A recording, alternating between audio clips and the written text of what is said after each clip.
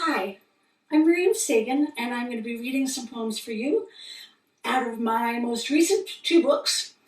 One is called Stargazing, and that's about the macrocosm. I'm going to start with that, and then I'm going to go into microcosm. A lot of the poems in this book are about the moon. I didn't realize until I put them all together just how obsessed with the moon I appear to be. Who put the moon in the driver's seat? Driving with an obscured windshield? Who put the moon behind the wheel? Who put the moon in charge of daylight? A pregnant woman should wear a key or at least a big safety pin during an eclipse. Everything turns. The moon comes to a complete stop and makes a safe, legal turn as to that key. It is like the ones the expelled Jews took out of Spain that opened the gates of high walls, overgrown gardens, broken Moorish tiles. Key to a lock you can look right through as if it were a keyhole-shaped window to see the moon.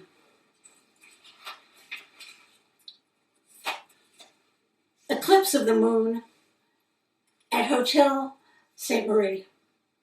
This is about New Orleans. You lean from the balcony trying to see the moon, then make love to me as if we had just met.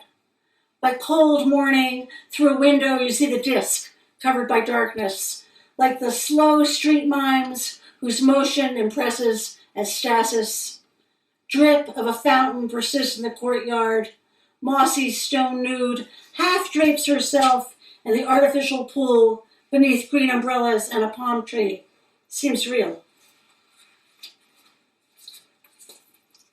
At the edge of Jerome, copper mining town turned tourist, all verticals, poplar trees by the abandoned mansion, and red globes outside former bordellos, now selling lingerie and skull jewelry. A young woman stands in the darkness on the road's shoulder and takes a picture of the full moon on her cell phone. And if you had any question about what direction things rise in, now you know. That was one of those get lucky poems where I saw it. I was up in the mountains in Arizona. Peekaboo. Peekaboo for the baby's laugh. Milky Way glued together by a massive black hole, pulling stars, dust, and everything inward into the constellation of Sagittarius. The baby was born under Pisces on a chilly lunch hour. What relief she can crawl so quickly on her fat, sturdy legs. For a while, you could hide something and she'd forget about it. Now she has object permanence, which is why we can believe in God, or that our country is right, or seek revenge, but also that I still love her, even though I'm in a motel in Socorro, New Mexico. When she sees me, she'll do a little dance, stick out her tongue in greeting, her special thing. I tell her secrets, to remember the word freedom in the Richie Havens song, and that the stellar megalopolis is pulsing, though we can't see it. Carrion crows, Eurasian jays, and of course magpies also have object permanence. As to the black hole, it is we, not the galaxy, that must imagine the invisible.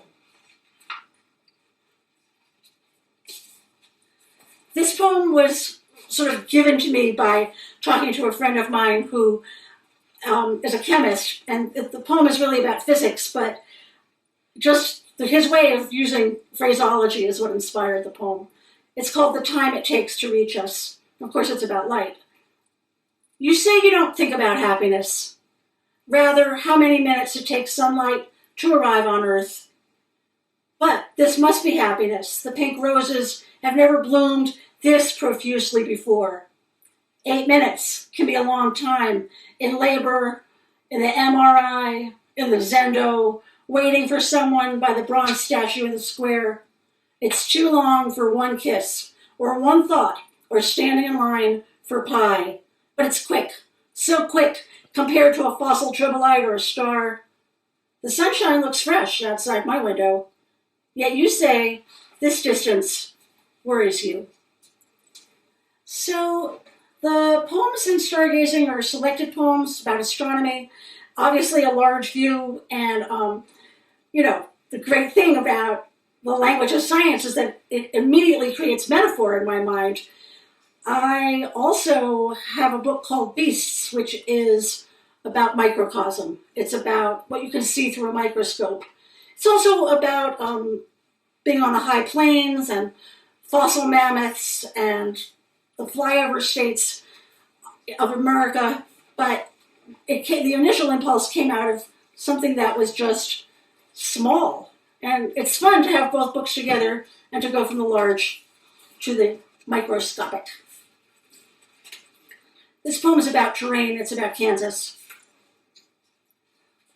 Battle of Punished Woman's Fork, Kansas, 1878. I asked the lady at the desk at the state park what the name means. She says, in 11 years here, no one has asked that question, but she doesn't offer an answer. The land is covered in marks, so too the map. Although the soil itself might just crumble through our fingers, nothing to tell me who is Punished Woman and what was her fate. But is there any portion of earth that might not bear her name?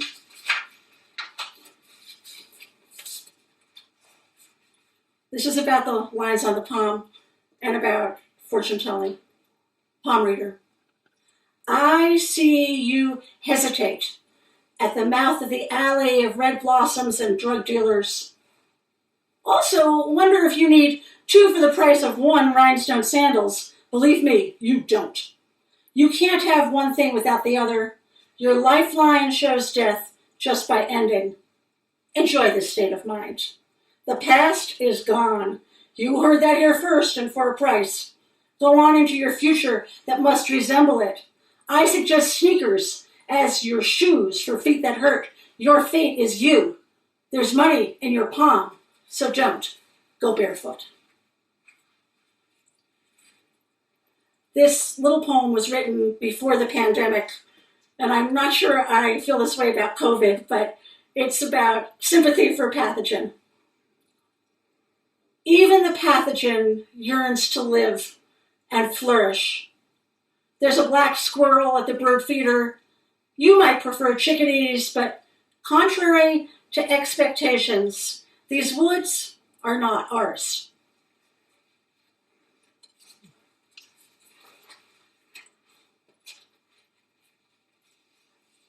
And this came from an experience of visiting a laboratory and hearing a scientist speak about his work.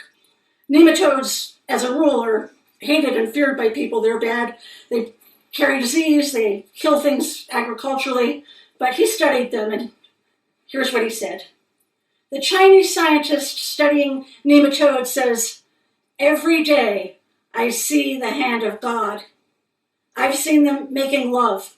He doesn't say mate or copulate. He says they are like the knife of a Mongolian host in a yurt cutting meat.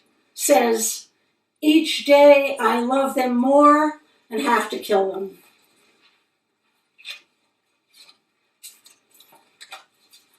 This poem is called Spelunker. It's a story that I heard from the Park Service when I was on a tour of a cave. And I have to say I love this story so much, and it led to a poem that made a lot of emotional sense to me. Spelunker. The girl vanishes from the cave. Separated from her partner, she falls into a crevice, is rescued 30 hours later. She's been singing when they find her. She is belting the last verse of All Along the Watchtower for the 100th or more time. Not everyone knows enough lyrics to survive solitary confinement, but I do.